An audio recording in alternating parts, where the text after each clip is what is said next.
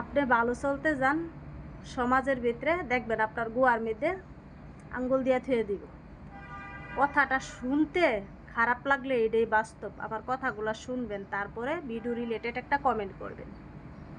আপনি ভালো খাবেন, আজকালকে সমাজে আপনাকে কেউ পছন্দ করবে না, বলবে যে সে বেহালালে ইনকাম করে, বুঝছেন।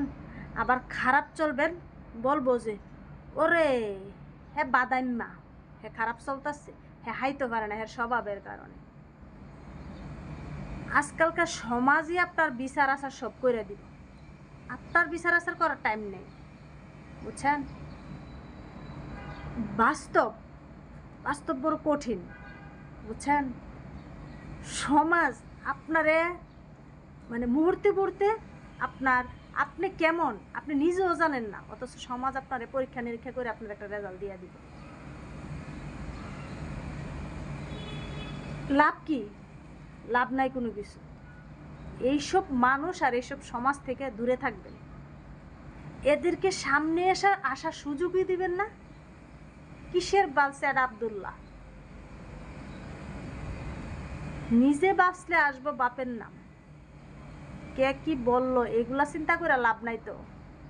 যে লোকগুলো বলতেছে বা বলে, এদের কাজই হচ্ছে বলা, এদের কাজই হচ্ছে গীবত করা।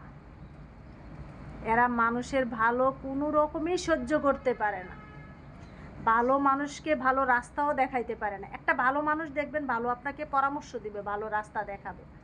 সচরাচর এই টাইপের মানুষ এখন বর্তমান যুগে একদম কম, ধরুন 100-এর মধ্যে 1-2 জন পাবেন, আর বাকিগুলাই থার্ড ক্লাস, বুঝছেন।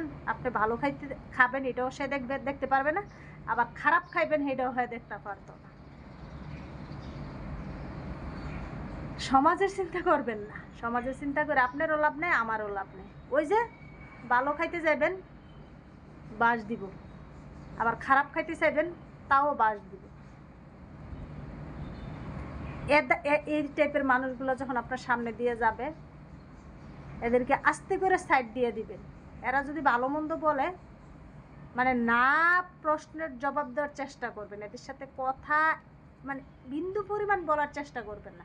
বিন্দু পরিমাণ বলতে গেলেই আপনার প্রবলেম। আপনার মতো সহজ সরল মানুষ যেগুলো আছে এই দুনিয়াতে বা সমাজে, তাদের জন্য প্রবলেম। তাই বলি এই ধরনের মানুষকে আস্তে করে রাস্তা ছেড়ে দিবেন। এদের সাথে একদমই কথা বলবেন না।